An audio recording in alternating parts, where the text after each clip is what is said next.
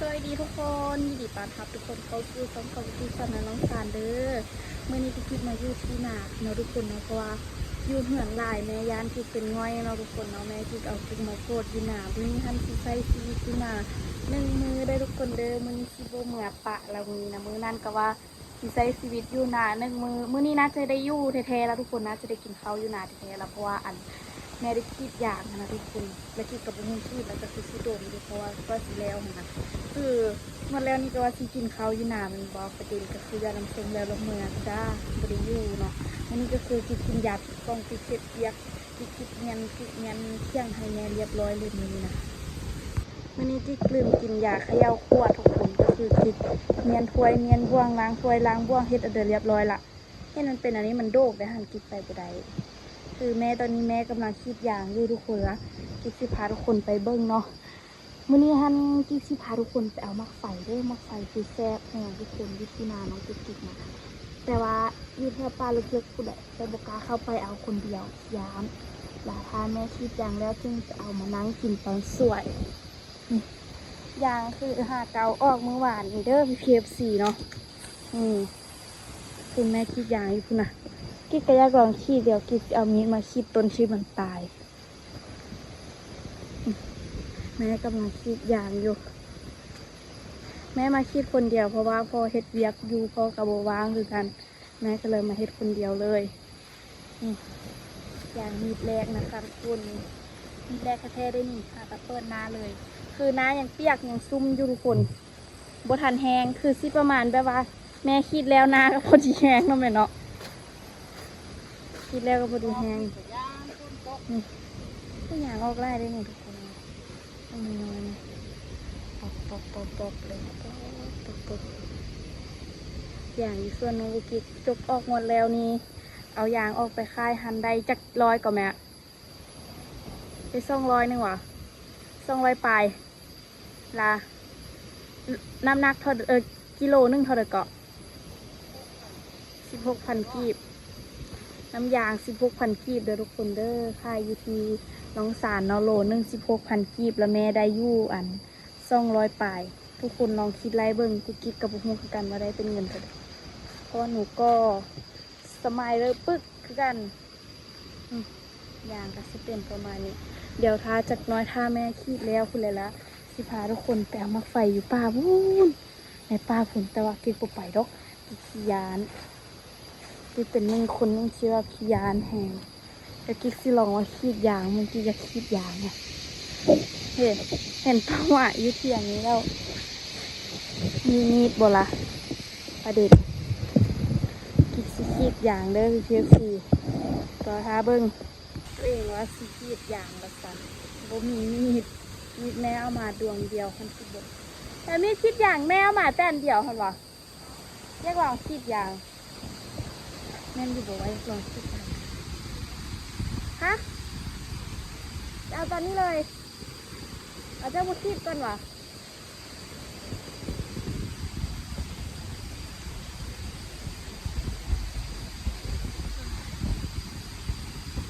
นั่นเป็นสื่อนี่ก็เป็นสื่อเก่าผู้ฮอนทุกคนเป็นยังว่าเป็นฮอนเราเป็นซี่ฮอนเลยตั้งใจสันบอกว่าเป็นซี่ฮอนเมื่อกี้นี่ล้างถ้วยลาอยู่เที่ยงเมื่อกี้ฮันบ่มีคนอยู่นั่นตัวละแบบบ่มีสไลด์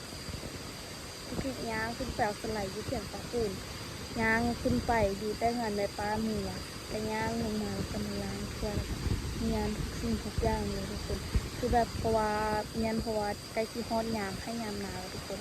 ก็คือหนีอันเลือต้ออันเดินไล่อยู่นานนี่นะคืออันนี้มันชื่อวันนี้ชื่อนี่มันชี้1 วันและอีกประมาณจักอาทิตย์นึงกับฮอดยามให้ยามหนาวแล้วทุกคนเดี๋ยวก็สิได้ลงกาเพื่อเตรียมที่เฮ็ดนานะทุกคนเตรียมที่จะดำนาเด้อทุกคนเด้อแต่ว่าไม่แน่ใจว่าเมื่อใดที่แม่ที่ไทยนานี่ยังไม่แน่ใจเลยคือพี่ยังโดนอยู่ดอกเรื่องไทยนาว่าไม่ฟ้าวเด้หนาเขาหันโดนน้ำสิมาแล้วคนท่าน้ำสารขึ้นท่าคนแห้งน้ำสารขึ้นตาท่ามันไล่มาตามอันห้องที่เราทุกคนที่ได้มีน้ำนำนาเนาะ ถ้าแบบฝนตกแบบ3 มื้อ3 คืนคุณละทุกคนจึงสิได้มีน้ำดำนานะแล้วก็ค่ะที่แม่ว่าแม่สิสักกาประมาณวันที่7เดือนนี้แม่น่ะแม่ละเนาะเดือนนี้มันดีเดือน30ละเนาะวันที่30ละเดือนนาทุกคนเดือนนาวันที่7ทุกคนล้างน้ำใส่ข้าวกาซอยนี่เลยจะกินฟูแต่งกินให้กินไม่ใส่ข้าวกาแม่สิไปเฮ็ดอยู่ที่มันคือไปเอากระปวดมาใส่ข้าวกาเดี๋ยวถ้าแม่คิดจักน้อยนึงแล้วจะพาทุกคนไปเอามักไฟมานั่งกินกัน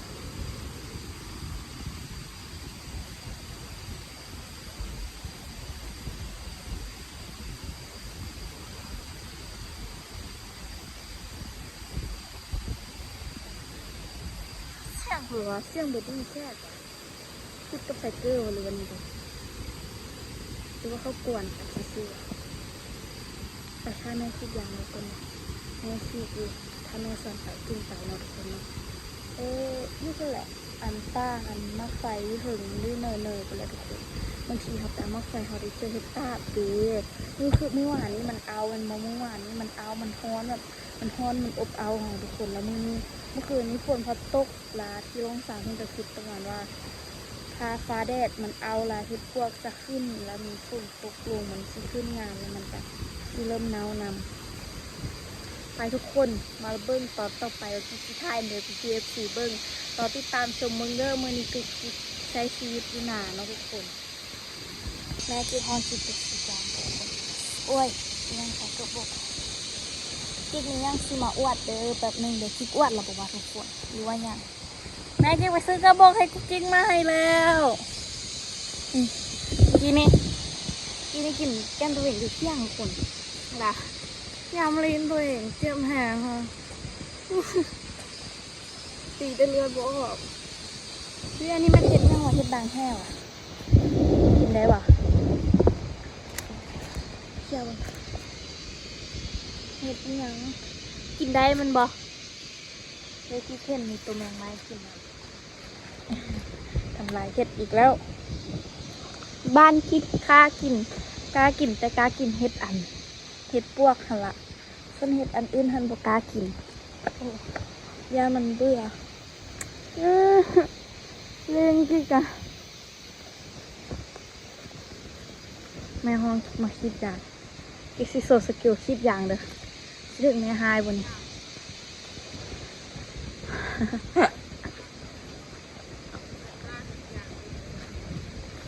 ตัวเองแม่คิดตั้งแต่ปียังบุ้งคิดดิไอ้น่ะเด้อ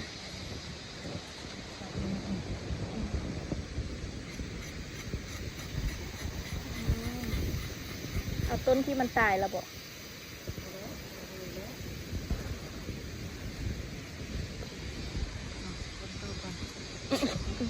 เสื้อลูกมือเอ็ดกระไดวะ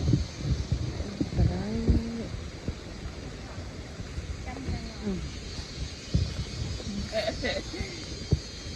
ให้ยามันจะเป็นอะไร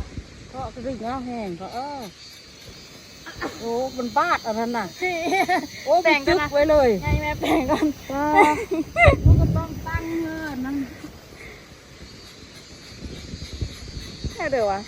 รู้สึกว่าดึงนิดยากแหละให้ลูกไปจุดเขาแก่นลูกตั้งที่แม่รีบติดอยู่แม่ลูกก็ไปเอ็ดอันนี้แล้วจุ๊บเขาอยู่หันแล้วก็ตาตาที่ว่ากูคิดนะแห้งเที่ยวคอแห้งบาดอยู่ค่ะแค่นี้เองวะเ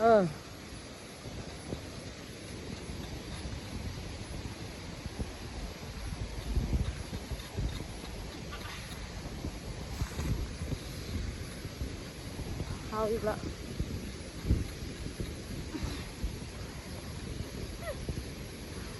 หมดเลยนายาม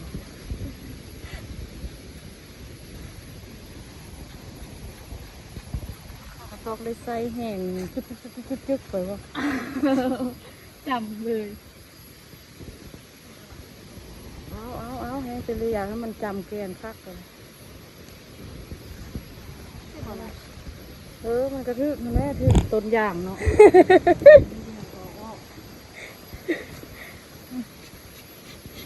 เป็นเห็ดง่ายค่ะวันนี้ ก็นอนตัวดึงบัดเดียวไปเลยดูแม่คิดอีกกัน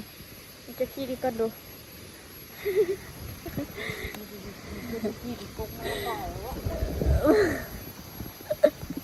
โอ้กินเกลียนเลยกี่เข็ดนะ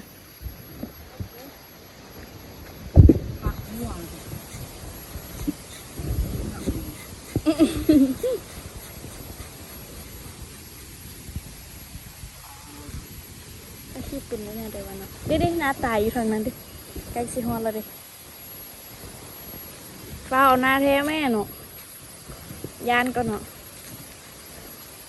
เฮ้ยแม่คิดแต่โดนยังบ่ฮอดเสือซ้ำ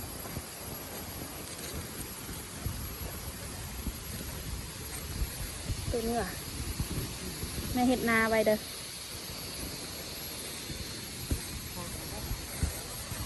น้ำยาง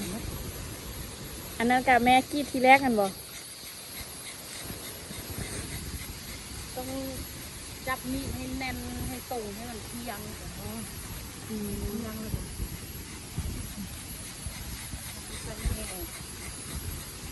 จับมันแน่นมันเป็นแข้งลองดู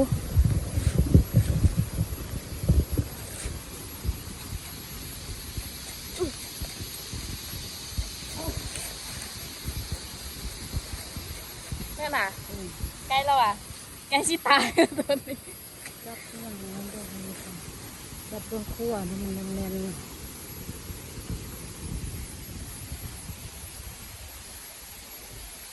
ปุ๊บเดียวแม่ยับเข้าไปหุ่นจิ้งแคบหูแทงเลย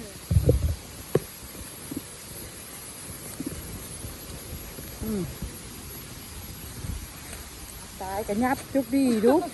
โอ้โหจะได้ย่ายตีนย่างไปนำก็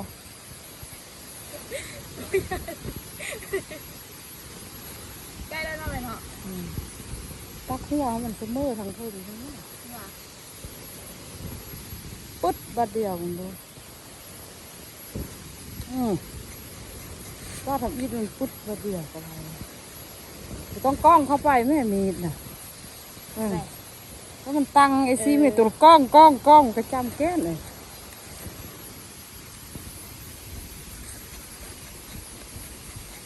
ลืมเอามีพอตัวมาเนาะ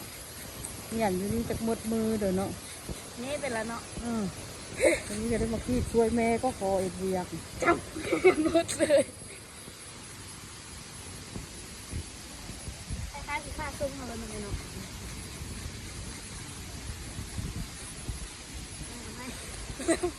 ลูกต้องตั้งมีไทยเที่ยงต้องกล้องมีเท้า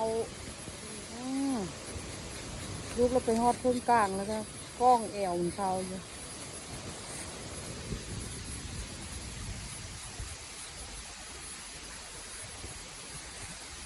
เป็นโลกาเป็น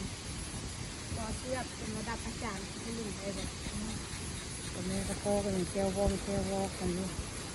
จะมีเที่ยวพ่อเจ้าเอาแล้วก้อนกลางเข้าไปมันก็ถึกนาว่ะดูถ้ามันเที่ยงคือเก้ากับยี่สิบนี่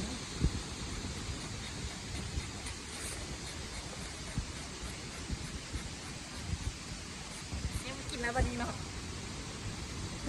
นี่มีอันกินแล้วเนาะก้องเอาใส่นี่แหละ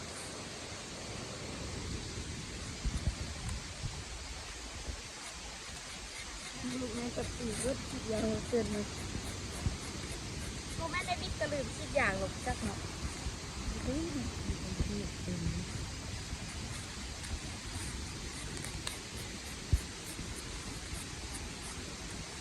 บอกว่านาแท้บอกกันเป็นเราจะว่าทุกคนว่าเป็นเราวันนี้นะเป็นยูเนาะโอ้มันเดี๋ยวว่าข้าเจ้าคือให้ขี้มาขี้โอ้เดี๋ยวว่าสิบุ้งขี้ลูกเอ้ยขี้เลยแม่พักช่วยคิดได้ลงมาที่งานนี้พวกเนาะ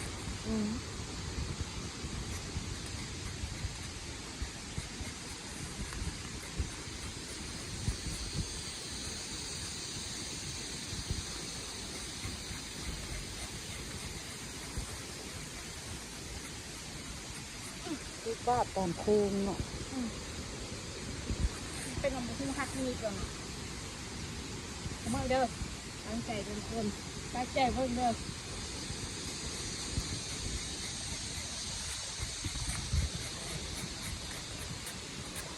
เพราะว่าอะไรวะ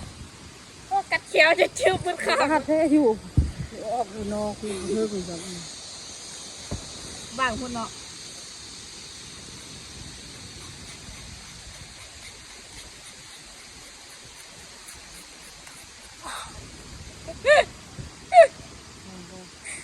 ต่อ บุกโป่งตีนมันเพิ่ม กัดเขียวจะโดนเจ็บหมดเลยดิว่าไทยไทย จับพี่ลูกมาจับพี่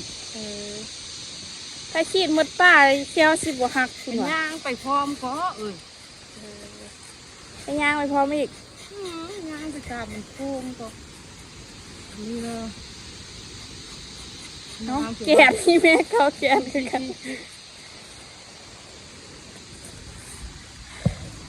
พันอยู่บ่พอซีไปเป็นคนรับจ้างที่อยากสดจะเถอะเอาไม้มาสิย่างบ่นี่จับอยู่พี่เนาะนั่นบ่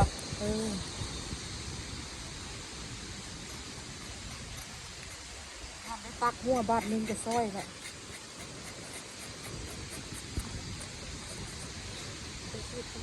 ลืม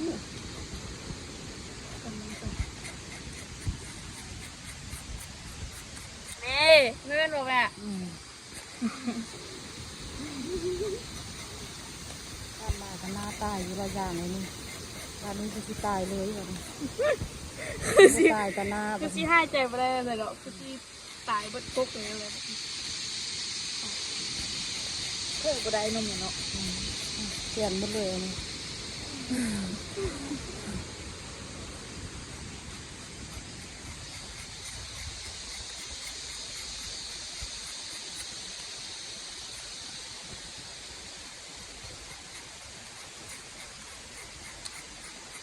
หลายเดือนนะพวกพิซซ่าซะแม่ซิซี่ต้องแล้วสิคำก่อน โอ้เจ็บแอวเลยเฟี้ยวข้อมือหมดเลยทุกคนว่าได้นั่นกระเพาะแห้งแม่น้ำมันย้อยจุดเต็มรีวิวหน้าอย่างที่บุกกี้ขี้ทุกคนระดับอมจารมาเลยนี่ โอ้หน้าอย่างตัวเองคิดแล้วครับอะไรเว้ยตอนนั้นหน้าอย่างแม่คิดกับเป็ดสิก็ทุกคนพร้อมที่สิเบิ้งแล้ววะ1 2 3นี่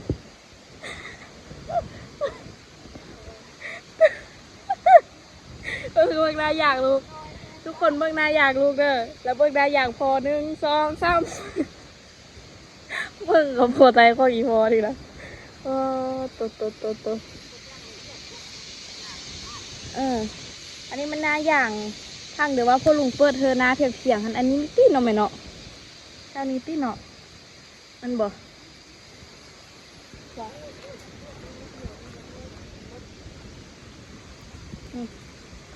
แม่เพื่อนว่าขีดหน้าเก้าระยางแหงออกว่ะ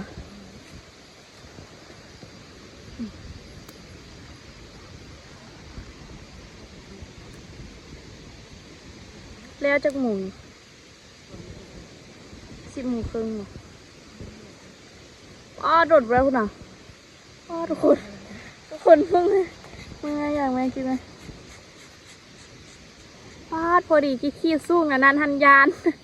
านต้นมันหักลงเลยอยู่แยกออกละต้นยาง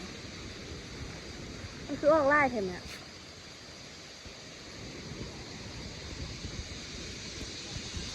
ดูไง